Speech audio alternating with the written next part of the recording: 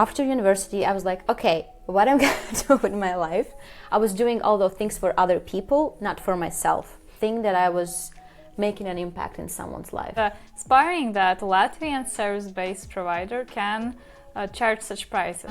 Sometimes you're just like, you are doing the work, but nobody sees it. I knew I have bigger purpose in life, but I don't know what it is yet.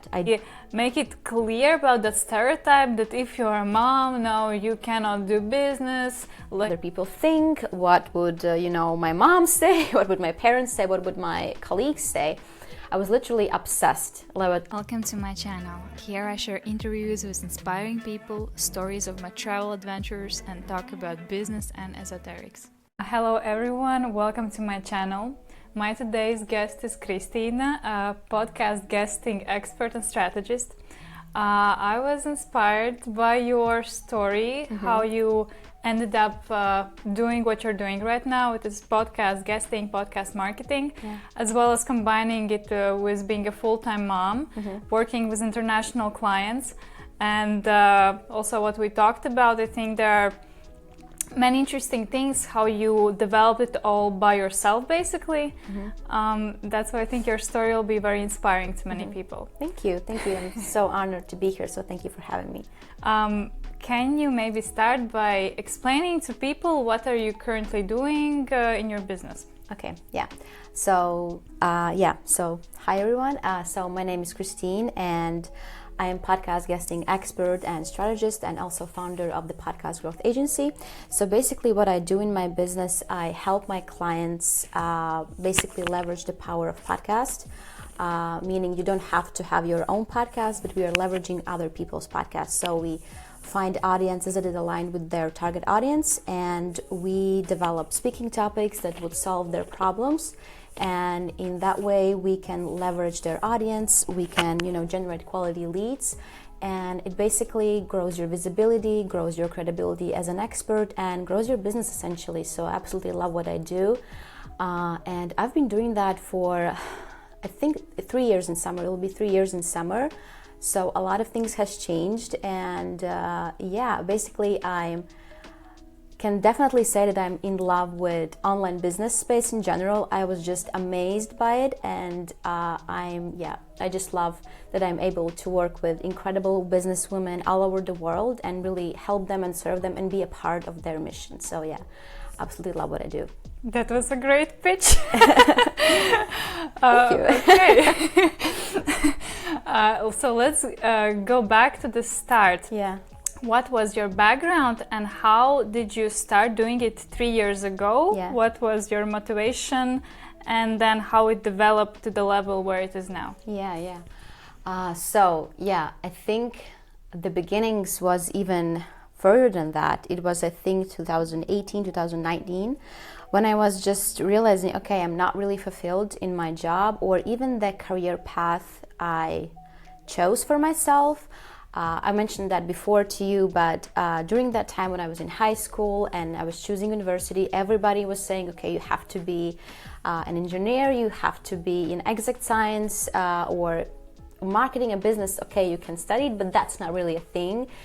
We really want science-based people, engineers. So I was like, okay, yeah, I can do that. Like I kind of liked biology at the time, but I was like, okay, this was the kind of the path I chose. And here in Latvia, it's kind of easy for us to choose university because if you have good grades, it's mostly for free, or the fees are not so high that the US or other European universities has. So it was like, okay, I'm gonna choose this like science engineering path. First education is actually engineering degree in food science and nutrition. But it also was combined with business. So the last year we studied, okay, how you can open your own manufactory, what is your brand, what is your product, and all that stuff. So I kind of loved that part. But the first 3 years, it was like okay-ish, I guess, but it was like fun. It was university times, it was friends, it was all this community. And after university, I was like, okay, what I'm gonna do with my life? I was like, okay, this is fine, I guess, but I felt in my core that this is not like my path, but I didn't know at the time what it was. So I had a chance to study masters, and I was like, okay, I'm at this job and this master's degree will really help me. So you can already see that I was thinking choosing a degree for somebody else, not for myself, right? What the employee, what my boss would say, what my job would say about that. So I was doing all those things for other people, not for myself. So I took the master's degree and I finished it. I finished like nutrition science, which was like, I liked it at the time, but again, I finished it. I already knew like this is maybe not the 100% path that I liked. And during my last job, my corporate job, I actually worked with marketing like every day. And I was like realizing that time, okay, I actually love marketing and sales. And one day I was going home from the bus, and we have like this like banners in the bus stops in Riga. And literally there was like a banner with my texts, everything that I said and everything that I sent to marketing team, but like nobody of course will pay for that to me. And I was like, okay, maybe this is a thing. Like I actually like created all of those copy to this product launch, and nobody even knows that, just this marketing team. But like, okay, I was like, okay, maybe I should try something new. Maybe I should dive into project management, marketing, but I didn't know how because I was so attached to that previous world. And it was like, okay, how can I change it? Because I was so like attached to that. But what would other people think? What would my mom say? What would my parents say? What would my colleagues say? And I was like, okay, I will kind of keep grinding. Maybe something will change. And at the time, we were already with my husband planning a family. We were just newlyweds, and I was like, at that time I already kind of knew if I'm gonna have a baby, I don't want to have this corporate life. I want freedom, I want flexibility. That I knew 100%. And already before that, I kind of starting, just kind of researching my way into this. I was literally Googling like how to make money online, like how to start a business. And I was just amazed by possibilities that I never knew existed. Like, for example, how you can make money online with legit services. This was not like selling, we have like catalogs, like cosmetic products. This was nothing like that, or some scam. It was like a real business. It's just everything was online. Basically, you could be a bookkeeper, you could be a lawyer. Everything that we, studied is just the same. You just transition that to online. And I was like, oh my God, like this is a thing. And at that time, I already got pregnant with my son. He's now 3 years old. And I knew, okay, something has changed. So first I started with originally one business idea that we had, like Amazon FBA. Like I was like amazed by it. I was like, yes, this is my thing. This will be freedom from home. I can do whatever I want and I can sell products online. So that was like my motivation. But I quickly realized that I need more capital than I thought originally. So at that time, one of the mentors of our program suggested that, okay, you actually, you know what? I have this idea of side hustles online that you can do. And one of the ideas he actually presented was working with podcasters and helping people connect people, basically podcast agency, because he was marketing his business through podcasts at the time. And I was like, oh my God, this is my jam. Like I listen to podcasts all the time. I learned something new there. And it was like, okay, yeah, this is project management, but for podcasts. I was like, yeah, I can do that. I'm doing project management already. And it literally was like 2-hour webinar, and it was everything I needed to get started, like super basic, but I was so like driven and motivated. I was like, yes, this is it. And I remember I took a pause from it because I had to finish my master's. Then I had to deliver my baby. So I finished master's. I remember I was blessed enough that, okay, not blessed enough, but COVID has already started and I could do it online, basically in Zoom. So I didn't have to go to Riga. I just did everything online. I was like, whew, okay, that's done. And after like 3 weeks or so, I was like, okay, I'm ready to start. And at that time, I just sent like 3 or 5 emails to the prospects, like really like random people, just people I never met. Like there was like on the other side of the world, but I already knew from, you know, our webinar and from what they're writing and their interest that they're looking to get on my podcasts. And I literally offered them this service, and I started with like $0. I was like, okay, I will do this for free, but next booking will be this and that. And I'll be like, okay. And I was like, wow, like this is super simple. And I just started to delivering, and I was literally obsessed. I remember I fed the baby, I just woke up and I was like going to my computer, it was like, yes, I got the booking. And I was just like, it was just like drive that really kept me going. And I was like very driven because of this idea, because of I think the validation that my clients have given me that I was lacking in my corporate job. Because sometimes, you know, I was lacking, like, okay, my boss didn't tell me this and I did good that, or the CEO sometimes walked by and didn't even say hi, and I was like, that kind of sucks, you know. That kind of sucks. And I remember like, okay, this is completely different. People are saying good things about you, your work, and this is like, okay, I'm actually doing something. I'm actually like, people are saying good things about my work, and I'm actually like, I'm liking it. So yeah, that's literally how I got started, and it was like, I think I like the flexibility the most, that I'm able, okay, I have this one client, I have this thing on the side, but I'm a full-time mom. So it wasn't like hustling all the time. I was like, okay, during the naps, I will just chat, I will make this work, and I guess my advantage was I was fast. I learned things fast. I got this project management background, so I kind of knew what I was doing. I just didn't know how to do exactly this, but with another course, with maybe some strategy call with some other mentor, I kind of grew from there. So And so many things are happening at the same time. Yeah. Your master's degree, the baby, then this work, then the business. That was a crazy year, yeah. How you had energy and time for all of this? I guess I was kind of happy that I get out of the corporate world, and I actually realized that, hey, this is not so difficult, because first 3 months babies eat and sleep a lot of the times, like my baby, I guess. Really? It's not like sleepless nights? Yeah, but you know, he was like very calm, just breastfeed, he just went to sleep, and that's everything he needed. Just being with me, and I guess feeling me, my love, and just feeling that I'm near him. And I quickly realized that I don't want to kind of break this bond, that I don't want to go to work too fast, and don't want to leave him, because I see that he's very calm, that I'm literally right next to him. And that's also gave me the flexibility that I can literally work. He's napping and I can work. Like nothing has to change. Like I don't have to leave, drive somewhere, sit in an office where nothing's really happening. You just like sit there, because you know, sometimes there are those days where you're just like, okay, yeah, this day was not so productive, like I could stay home.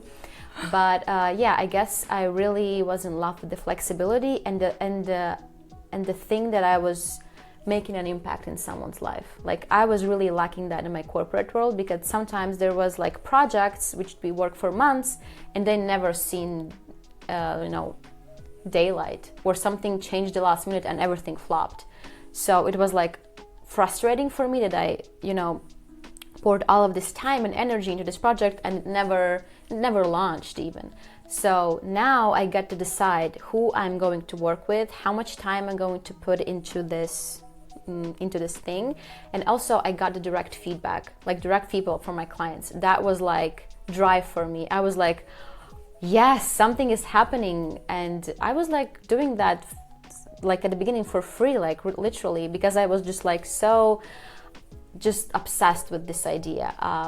I was like really driven by that, by the energy, by the feelings, and by the direct feedback, I guess. And I realized that it's not so hard actually, because like I mentioned, they sleep like 3 times per day.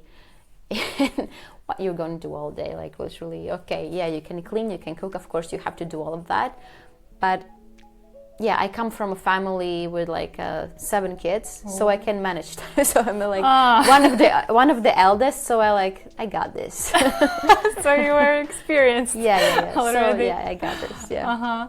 Yeah, I can really relate to that you lack the validation in some corporate jobs, because even right now, for a while, I was like denying that I need this validation from my clients and this direct feedback, I guess. Yeah, and then you understand that actually this is what creates that special chemistry. Yeah. This is what makes the client happier and you happier, so it's how it should be. And really, the freedom that you sometimes can say goodbye to some client if it doesn't align, and it's like normal. In corporate job, you're like stuck with the circumstances. Absolutely, yeah. You're just killing yourself over this project, which we all know will never, ever be successful. But we have to do it because some other boss or said to us. So yeah. And then, as you said, the impact is like really small. No one notices you. And for me, I felt like my potential is just not being realized. Yeah. Absolutely, because there's like layers, teams, and you just got lost in the crowd. And sometimes you just you are doing the work, but nobody sees it. Actually, what you did, what you implemented is just it's done, but nobody actually see how much energy and time you pour into this project. Yeah. And about maternity, I heard from one woman from Bali. She was saying that actually when you breastfeed your kids, some interesting hormones come up, and you get more energy actually from that. Yeah, it was it's just a bond. Just you see their face, they're happy. It's just the hormone of happiness, oxytocin. Yeah. That everything just flows, and when you are stressed, your milk supply stops and everything stops, and baby isn't happy, you aren't happy. So when you are happy, actually everything flows. Everybody's happy because the mom is happy, baby. Yeah. I just wanted to maybe make it clear about that stereotype that if you're a mom, no, you cannot do business, either business or either mom. I actually hear it very often, even when I talk with some guys, when a woman is in business, it's very inspiring, but what about kids and so on? What would you say to those people? What are they not getting, maybe? I mean, that's come on. In this age that we're living right now, where you literally need a laptop, it's just where you're using your time, whether you're scrolling on Instagram with no purpose, where you are actually on your laptop making money while baby is napping, and you don't I guess also my strength isn't that I can thrive in chaos. I don't have to have super clean house all the time to be able to work. That's okay, I will finish the dishes later. Now I need to reply this email because I cannot do this while the baby is awake. I actually can do this now, and that's actually 3 hours per day that you can do something for yourself. And it's not just about making money, it's about just energy that you are doing something, you are creating something. So this gives you also this boost of happiness, that you are not just a mom, you're not losing your role completely, basically, because you are, first of all, you are a young woman, basically, and in just one moment you become responsible for other human being. So it's just so easy to forget that you are also, a woman, first of all, also a mom, also a wife or a girlfriend, whatever your role is. It's just you have to serve so many people. And for me, my work really kind of gave me the energy boost that I needed to kind of not forget who I am, because it's so easy to get caught up in the maternity and all the things that we have to do. But it's actually it's easy if you are listening to your intuition, to seeing what the baby is basically saying to you. It's very easy. So for me, it was okay. I didn't have health issues or anything like that, which was really lucky. But for me, it was super easy. We just breastfed. He slept there. I worked. Again, we woke up. We gone out. We walked in a stroller for a couple of hours. I already exercised. During that time, I listened to podcasts. I was researching. And for me, the first year was really of course, it was also challenging. But for me, I don't remember it as being bad or I was exhausted all the time. Yes, I was, but I was also very energized, and I opened like a completely different side of me, like finally, because at my previous like chapter of my life, I was like lacking this. I kind of knew, I was already crying to my girlfriends, like I knew I have bigger purpose in life, but I don't know what it is yet. I don't know what it is yet. And I would say this stuff for years. And now I kind of like, okay, I'm onto something. I'm onto something that gives me joy, that gives me energy, that gives me boost. Because okay, if this thing doesn't work, I know now what I can change, you know. But I know that I'm on the right path. So this makes sense. So sometimes it's just like the feeling inside of you. Are you on the right path, or it's just not for you? So I finally found something that, okay, this is actually great. I'm on something great here. So this was like, the answer to, I think, happy maternity. Yeah. I really understand, because I think you and me were really vision and mission based women. And that example was like dirty dishes. Like, my mission is so big, the dishes can wait. I can wait. I can go to another room, so I don't have to look at it. Yes, like sometimes you have to make these sacrifices. And sacrifices just like that can wait. But I think it's also, about mindset, that you didn't have this idea that now I'm a mom, now I have to like spend all the time with my kid and nothing else will work. You have this like, I'll manage, I'll maintain like my mission, maintain me being happy, and also that will make my kid happy. It's just how you believe about that. And also for moms that, found themselves in maternity and pour everything into that, totally fine, do whatever makes you happy. For me, I actually found that combining all of those things makes me happy, and this is how I run my business. And I love to work with other mompreneurs who do the exact same thing, because we aligned. Like, we know, okay, I have a nap time, I can like Zoom, and they're totally okay with that, because they know that they have the same situation like back on their side. So I think that's just the key, working with people that are on the same page that you are, basically. I think you are really like a role model in that sense, because in Latvia, really all the time, I was actually thinking, okay, how will I even be a mom one day? Because everyone was talking that it's impossible. But since I went to Bali, now you also found you, and now I know, okay, I have a real life example. That's amazing. Okay, you already mentioned a bit about your first clients, but I wanted to ask, like, how you decided from the start that it won't be a Latvian market, that it will be international market, and maybe a bit more in detail how to reach that first client internationally. Yeah, for me it was really no decision at all. I just knew, because from the courses, like everything was in English, so I was like, who am I going to speak to in Latvia? Like, there's no really podcasts here anyways, so I kind of already knew that it will be in English, because my previous jobs were completely in English. It was an international company, so it came naturally to me. So I didn't even hesitate. There wasn't even a question whether it will be Latvians or international people. I actually have one client in Latvia, but she's from US, so she's just living here. But I think because of the niche that I'm in, there's no really space for that yet, I would say. But I didn't want to limit myself.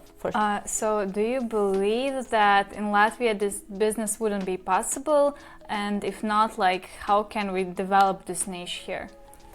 I mean, it could be possible, but there's just not many podcasts here, right? And also in Europe, I do see kind of a limitation, because we have like many small countries with different languages. Each country has a different language. It's not like English, where it's like US, Canada, Australia, and basically also UK. Basically, like internationally, we all speak like English we're 21st century people, so we do have to kind of speak English. So in Latvia or in other European countries, I think it could be limiting, just because of the language and just because the number of people we have in these communities. This could be the answer. But I would say this will definitely grow here as well. I think soon every other expert will have their own podcast, It's just a matter of time. But it definitely will come to you, because it's a great way how to let your audience kind of get to know you before they buy from you, and especially high ticket offers, because they listen to you and they feel like they know you already. So that's really no brainer for them to invest with you, because they feel like they know you already. So could you elaborate on the podcast guesting trends? Why do you believe that it will be the maybe future marketing strategy? Why is it? What's the benefit? Yeah, I do believe that definitely podcast guesting will get more and more popular. I mean, these 2 years I've seen huge growth, because I do believe that really like sleazy, salesy, pushy sales techniques, I think those days are kind of over, and people are really lacking really authentic connections and relationships and building collaborations with people that they are aligned with, in terms of values, in terms of lifestyle, in terms of mission. Because if I'm not aligned with you, it's hard kind of to work with you, honestly, and it's just all kind of fake from the outside, but on the inside I'm just not feeling your vibe, and it's just very hard, actually, especially when it comes to being a small business owner. We don't have a huge teams around us. Maybe we have like 5-10 people, but it's harder if we are not aligned with each other to kind of collaborate, because that's what I'm saying to my clients all the time. Podcast interviews are actually an audition for bigger opportunities, because I see it many times, again and again and again, that okay, we have this amazing podcast interview. I wanna continue these relationships with you. I want to have you on my mastermind. I want to have you as a speaker into my membership. I want to collaborate you, IG Live, Facebook Live, whatever it is. Maybe we can create a program together. We keep collaborating and we keep growing our audiences together, because it's a win-win for both of us. And there are really like no issues why we can't collaborate, because it's so much easier to grow together rather than being competitors in a way. So I do see that it will definitely grow even more, and also because it's so much easier to grow by leveraging other people's audiences already. You are of course growing your own audience at the same time, but additionally you are also tapping into already formed basically audiences and getting in front of them and speaking why your services are beneficial for them, and you're positioning yourself as a solution to their problems. So basically, I think it's so effective, because you're speaking to already kind of like buyers already, people who are engaged, people who are learning, people who are wanting to grow. You're not speaking to just random people. You're speaking to aligned people who are already in this space, that are growing their business, growing their personality, whatever it is, nutrition, personal development, business. They're in this kind of game of growth, if we can say. So yeah, it's definitely, I think, will grow a lot for sure. When I discovered your Instagram several months ago, the thing that sort of hooked me is about comparison with social media marketing with Instagram. Like, you have to post so many stories, make so many reels, so many actions, and what do you get? Likes. You're so inspiring. That's it. Yeah, you get so little, and if you don't have your messaging in place, of course. If you have your messaging in place, but it takes time. Yeah, and you also copy others. It's just a normal thing, and you don't even get to say your full message, because the format is like 1 minute, 10 seconds. You have to be like... get very straightforward, and you don't get to express your soul. I believe that only when a person speaks for a longer time, you can actually feel their vibe. Yeah. It's really hard to feel it in short form, especially if you're not really good with visuals and all of that. And that's why for me it was like, oh my god, podcasts make sense. Yeah, totally. And at that point I was actually also really annoyed by all the manipulative strategy, just trying to fake out something from you. And that's actually why I'm now doing YouTube videos. I'm more a video girl, that's why it makes sense. But now I'm just so happy, because I get to learn about person on a much deeper level, and I also always watch the interviews. Yeah, interviews are, I also, if I like the interviews, I will watch it. Yeah. Like I will watch the whole thing. I will maybe do the dishes. I will multitask for sure. And it definitely the same thing applies to podcasting. You can go for a walk. You can drive a car. You can, shop. You can do many other things. Yeah. You just have your, earphones and you just multitask at the same time. Of course, if you're listening to some heavy stuff, you might want to sit down. But yeah, I listen to podcasts all the time when I, during my walks, or if I'm driving to Riga for 2 hours, like, yeah, for sure I will listen to podcasts. Yeah. How do you think, like right now social media seems very oversaturated with users, and podcasts, it's actually, by the statistics, not so many podcasts, right? It's growing a lot. Also, but I think compared to Instagram, it's incomparable. Even compared to YouTube, I looked at the statistics. Like, how do you think? What is the future of podcasts? Will we switch more to long-form content, or we will still stick with this trend for super short form? Yeah, for sure. Podcast is growing massively. Like during COVID, I think there now is like even up to like, if I'm talking 3 million plus podcasts out there, and they're growing like massively. Now, like in US, in Canada, UK, like I think every expert either are on their way of launching a podcast, or they already launched a podcast, or they're like thinking seriously that they have to launch a podcast, because that's how much they're grown. And of course there are also unactive podcasts out there. Maybe you have heard of the term like pod fade, when people start something and after 10 or so episodes they kind of give up. But if you have a team, if you have maybe help of editor, it's actually a pretty good strategy that you can implement, and you can repurpose this content in the short-term videos, and you get this long-term format that people can really connect with you. But podcasts are definitely growing each year massively, I would say. And I think by the 2024, I don't remember the exact number, but the worth of this whole podcast marketing will be in billions. So it's do you want a slice of this pie, or do you not want a slice of this pie? So it's the same for courses, right? It's just a growing industry, and it for sure will keep growing. And people can jump right in while it's still not at the peak, right? But it's still it's so easy to launch a podcast. Actually, you can do it like literally in super fast. You can do it yourself. Of course, it's easier to have a team. It's easier to have all these people that help you, but if you are really like motivated and driven, it's just, you can launch it from your phone. Can you maybe elaborate, where to start? I want to be hosted at podcast or create even my own podcast. What do you need for that? Like from technically? Yeah, some minimum from technical, minimum from some actions. Minimum, if you're talking absolute minimum, phone. Okay. You can just use GarageBand, and you can just choose your own platform to host the podcast. Visit the Buzzsprout or some other Podbean or some other platform that you want.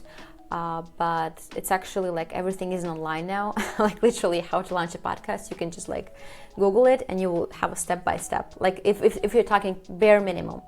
If you wanna seriously launch a podcast and you're already a business owner and you wanna to use podcasts to really convert also people into your higher ticket offers or to grow your audience, yes, for sure, having a podcast manager will definitely help you in terms of editing, in terms of strategy. You don't have to maybe think so much about graphics, because you want to kind of also market your podcast on your social media, on your email list, with your email marketing, and basically on all of the platforms that you have, you want to share that you actually have a podcast, and you also want to have your show notes optimized. That's if you're talking like serious, because definitely if you do it for a year or two, you will see a massive change in your business. I won't say that it will be like immediate massive change if you don't have already a huge audience, but it's definitely consistent work will pay off for sure. Because you're tapping multiple platforms, and you are basically inviting people that likes long-term content, short form content, all of these people into your world. It's just up to them which format they like the most. But so there are two directions that you can create your own podcast or participate in other podcasts. Do you suggest combining them, or you can just focus on one? You can for sure focus on one, and I would definitely also suggest to combine it. If you are a host and a guest, it's definitely a win-win for both parties. And I would say that if you are a host, there are definitely much more possibilities that you can do. You can do a swap, you can collaborate more. People, look at you also as a podcast host. That's definitely I would say beneficial, but that's not an obligation at any point. You can definitely just start, whether you want to launch your own podcast, whether you want to guest on other people's podcasts. There's not really like a strategy, like this have to be the exact way. No, it's what works for you. It's where you're at in your business. You can start with this or you can start with that. It's just what you want to start with. You also mentioned a bit already about high ticket offers, and I think you are a good example yourself. So you are what you preach, what you teach. So could you tell us what was your starting price? You already said it was for free, and how did you manage to increase your prices? To what level you managed to increase your prices? And So 3 years ago, I remember I literally offered, okay, this booking will be for free, and the next one will be $150 or $100. I started with that, and it was a fee for individual booking. So it was not really sustainable strategy, because it was like, okay, this is done, now what, right? And you kind of agree that you wanted 1 or 2 podcasts per month, but we didn't have a long-term contract or anything like that. So I literally learned as I was doing it, everything I have been doing, I've learned from my mistakes. So I think the first year was actually $150 from individual bookings, because I also learned at the time. I learned about this, how to better approach people, how to create my pitches better, how to do strategy, and everything I kind of earned, I poured into nothing I kept. I poured everything into my business. So basically, I do want to say that I was blessed that we have this option in Latvia that we have a paid maternity leave. So you don't have this huge pressure on yourself that you have to kind of pay your bills, because you have this kind of minimum support from our state that you receive this maternity leave. So this was my I'm doing this for fun, right? Because for a year and a half I got this maternity leave. In US that's not the case. Absolutely, I actually admire the women that don't have any support. They just deliver a baby and that's it. They have to go to work after 3 or 6 months or even less, and they don't have any paid leave, family leave. For me, that's just shocking. But here in Latvia, we have this amazing support that really took a pressure off me, in terms of prices. I really could learn, I really could improve myself, and I was able to not just I will charge my worth. Yeah, cool, you charge your worth, but are you actually delivering results? I think that's combining all that makes a really great price point, where you actually are able to deliver and you are actually comfortable yourself to charge that prices. Because I think as you go, you learn, you grow, and you are okay, I'm actually seeing the results I'm delivering. I see what kind of podcasts I'm getting for my clients. They're 10 times more or 20 times more audience than their audience is. So I could charge more, because I definitely see the value of it, and they do want to work with me. And actually, when I realized that I was good is when hosts which I approach reached out to me and asked, hey, can you do this for me? And I was like, wow, thank you. So I was like, okay, I must be good at it. I think so. And then, yeah, I kind of grew from there, because literally I think in the first year and a half, I didn't have like any client attraction system. They all came to me based on referrals, based on my work. And yeah, like I literally just reached out to those 5 people at the beginning, and they started to kind of refer me. Yeah, and also from hosts that I approached. I remember that they kind of started to refer me, and it's kind of grew from there. And I realized, okay, this is serious. And also, if you're talking about prices, I think first year was just like, okay, I'm growing, I'm learning, I could like live with this.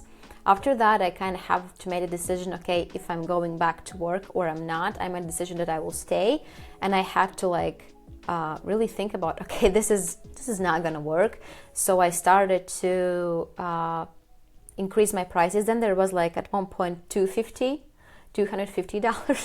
which was like so scary for me. I was like, oh my God, what am I gonna do? I was afraid to send that email. Like it was like, oh. But then I realized that individual booking it's not sustainable. I don't know if I'm gonna get my paycheck next month, right? It's not sustainable way to grow a business. Then I realized, okay, I'm hearing this like retainer client system. Yeah, I could definitely try it out. So I started working with retainer clients for 3 months. Like our contract was 3 months. Basically, it was $349 a month for 2 podcast bookings, and that's a lot of work. Okay, sometimes it's super fast, sometimes it's not. Sometimes it's you have to pitch, you have to change the topic, you have to understand, okay, what's not working, they are booked, I should come back in 3 months or so, but I need to provide this booking, because I never offered a number of pitches I would send. I always offered a booking, because that was in my mind like a thing, because I'm working with small business owners that actually need something from me. It's not like I will send 10 pitches on your behalf. They were like, it's a joke.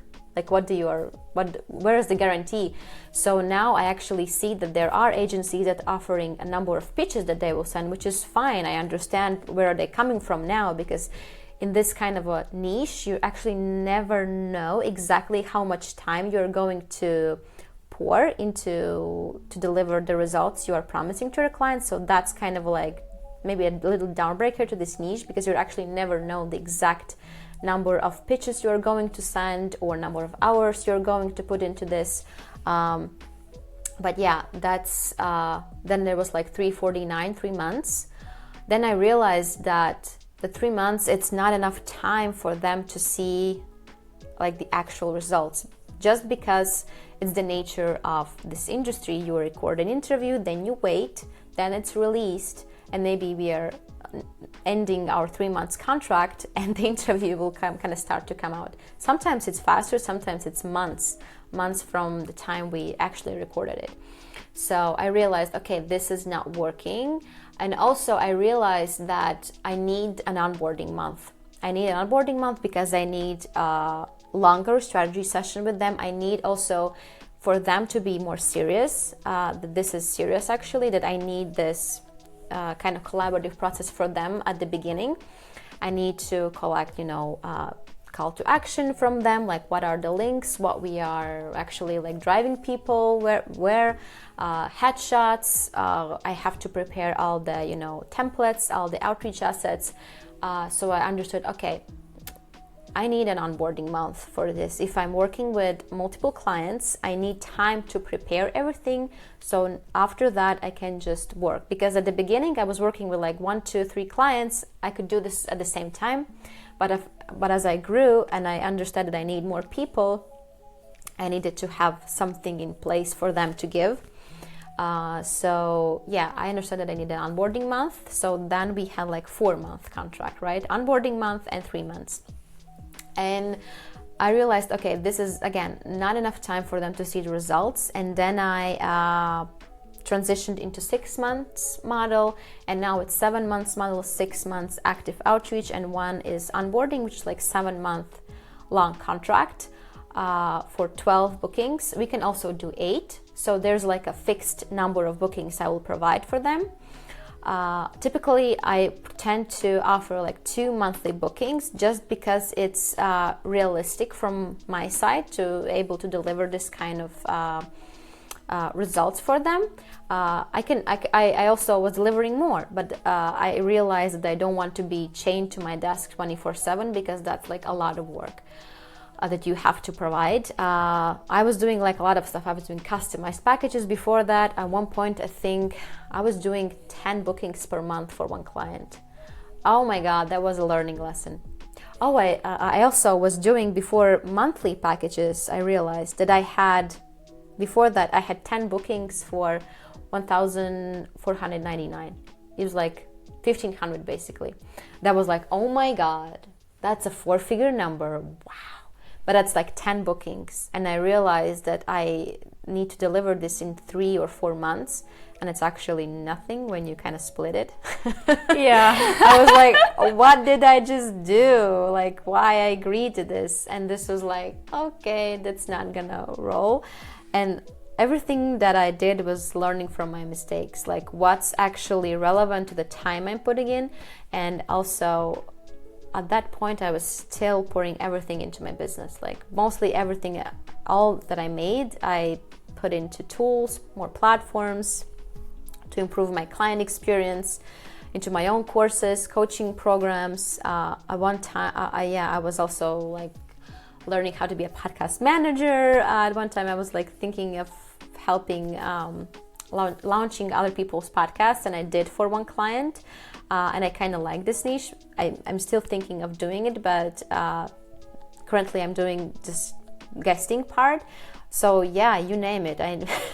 I'm a course buyer, definitely, or I love a good mentorship for sure. So basically everything that I made was poured back into my business. And it's just a year now that I have this, like, we have this SIA, basically it's LLC, that now I'm obligated to pay bigger taxes. I have additional taxes like VAT, we call this in Europe. So you just realize at one point that you just can't afford to charge less because everything will kind of go to business expenses, taxes, and if you also you have to pay your employees, and also you want to maintain a certain quality. So you are basically tapping a ceiling when it's kind of service-based business. You simply cannot take more clients. Basically, you have to grow your team to be able to take more clients, right? And because there's a kind of limit of people you can take. Because if you're serving more people, sometimes the quality can be lower because you are just serving everybody. You are just working all the time. So I realized, okay, I will serve only 5 or 7 people, but I will serve them at excellent level. So that was like my decision that I will go this kind of boutique agency route rather than just mainstream agency, because I realized that the quality is super important for me. Like, because I'm putting my face and my name on my brand, that was like, okay, I cannot take bad credit. This is me. I'm putting my face on my brand, so I cannot take bad critics from anyone. It's just not possible. So I would rather bring only great or excellent work rather than bad or clients are, not happy. So yeah. It was a long journey with trial, error. Yeah, fixing. absolutely. Only through that. Yeah, and you learned so much, you improved so much, just you don't like something, you change it. Yeah. It's also a very good internal strategy that you don't sort of suffer it out. Like, I yeah, did. I suffered, did? but okay. I had okay, but girl, you have to move forward. This is okay, you suffered enough. Whether you move forward or you stay, where do you want to go? And it was oh, yeah, let's send. And I was literally like that. Yeah, and every time you grow like this. It's painful. It's painful for sure. It's sometimes you speak to this person, to that person, kind of what should I do, or how should I navigate this? And from there you kind of understand, okay, you know exactly how you should navigate this, you are just scared to do it. Yeah. Could you introduce with your offerings currently, and what are their prices? So we have like 2 signature offers currently. One is like since the very beginning, it's basically done for you podcast guesting service, where literally our clients are just left with the fun part of logging into interviews and recording them and networking with hosts. Everything is handled for them, meaning all the work behind the scenes, all the communication. We book them on a line podcast. We do the research. We do everything for them. We do pitching. We do communication. We provide also everything host needs from their side, their headshots, their links, bio, everything. So everything is handled for them, and I would say also handled for them in a good manner, that people want to work with them, because we are actually basically the first step or the first connection they get with their brand. So it's super important for them that their brand are represented well, how the communication is handled. Are you rude, or are you actually welcoming and friendly, and are you solution driven? If something not work, what's the solution, rather than just I don't know. That's not gonna work for us. So everything is kind of handled for them in a way that they just log into interviews, record them, and also I provide interview audits. Also, I provide check-in calls, and it's a 7-month long collaboration where they do a certain amount of bookings. So currently it's 12. That's the number that's the most popular, but we also can do customized booking numbers for sure. And then the second offer is for those who want to pitch themselves but needs a strategy in place and needs basically to have everything they need to just go and do the pitching. So basically it's Podcast Guesting Mastery VIP Day. During this one day, we really help our clients kind of unpack, okay, what will be their signature speaking topics, what problems do they solve for people, and how we can package all of that into interview topic that we can offer to hosts, and what's the strategy behind it, where are we driving people, what will be call to action, everything. We dive really deep into the strategy part, and then we have a second part which is training, how to actually find podcasts, how to validate which podcast is good for you, which is not, how to do the outreach, how to do the follow-ups. And also we provide everything in terms of physical digital assets. We create outreach materials, which sometimes 6 pages long, all the interview topics, all the descriptions that are written in really compelling way that hosts are really interested to book them, and also their bio, multiple versions of their bio, so they can choose longer, shorter one. So everything is kind of handled for them. Also mini media kit, which we use a lot, media one sheet, which is kind of useful, but it's not so much, but we still provide for that for our clients. And also we provide a done for them research, where we send 20 shows that are aligned with their mission, with their message, with all the contact information, and with kind of my feedback on what I see, what will be the angle you can pitch. So they just literally take everything they need and pitch those 20 shows. And now we added even 4-week Voxer support. So they're literally never stuck after the VIP. They can just hey Kristine, what should I do? What's the next step? I will literally will help them with that. And in 6 or 7 weeks, we have our follow-up call. So we can talk, okay, what's not working? What do you feel we should be doing differently? Or what's working? What's the results? Basically what you're experiencing.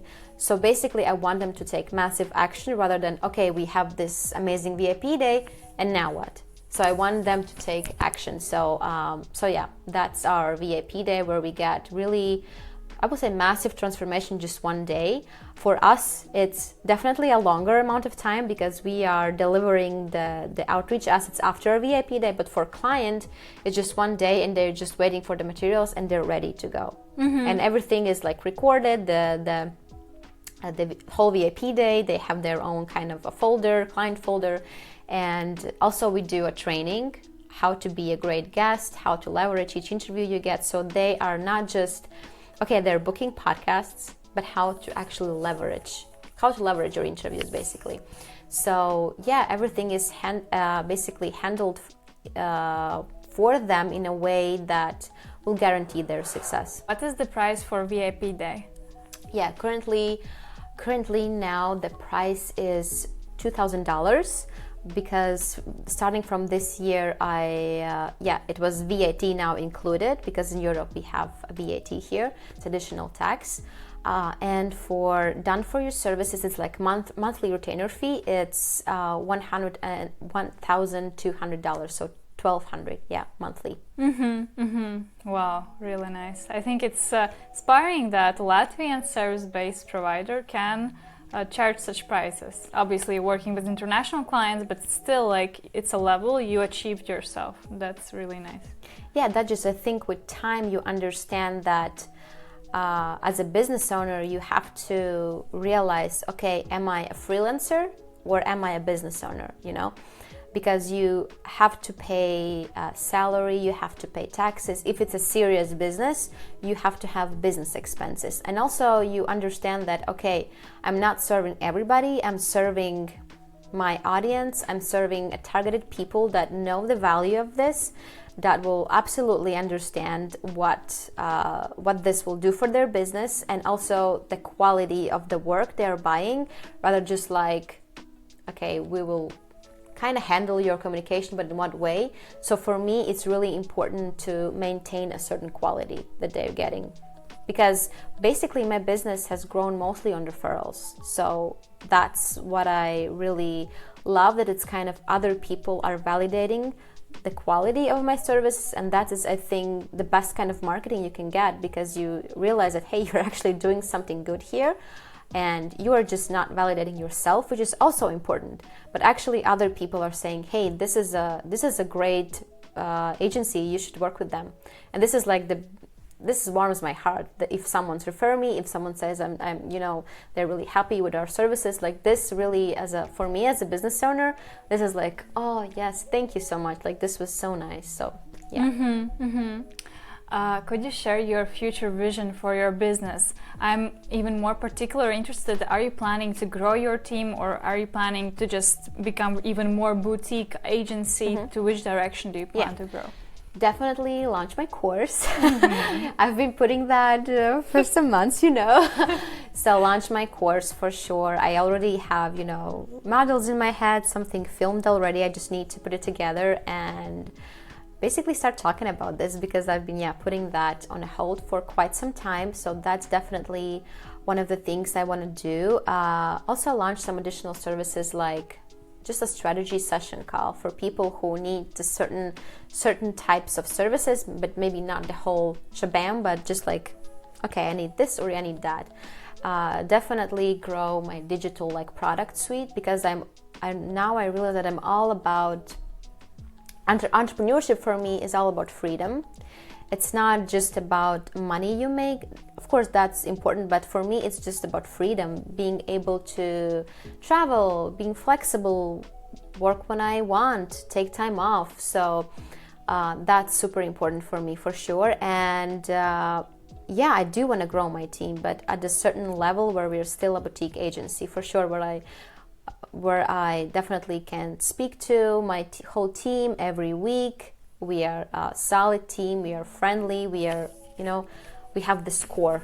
So I'm all about that. The team is a really great, oiled machine that works together. Maybe, like I mentioned, adding podcast management. That's something I'm thinking about a lot, because I do enjoy creating a strategy. I do enjoy putting together a good vision for how we're going to launch this. This is something I'm thinking about a lot. And also, this is my personal pivot that I'm taking. Also thinking about this for a year or so, but I do see a necessity for this kind of service, especially in Latvia, where we live, to help other women, to help other mompreneurs, maybe without kids, with kids.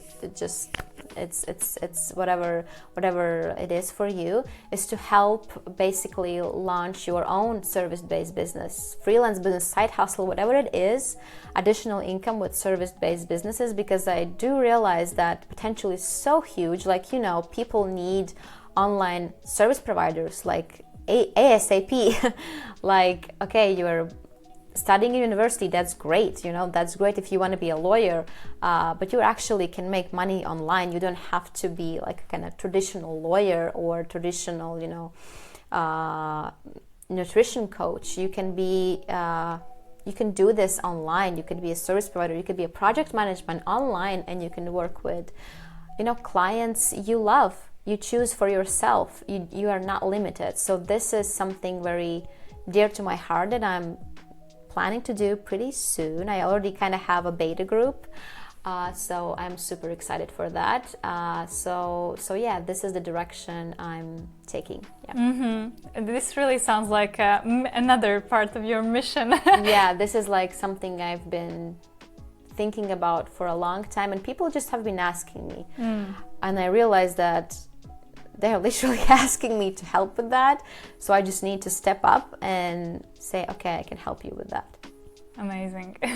I will leave your contacts below the video so everyone can follow you and like wait for your courses. And thank you so much for participating in the interview. It was, I think, very inspirational. Thank you so much for having me. It was a pleasure. Thank you.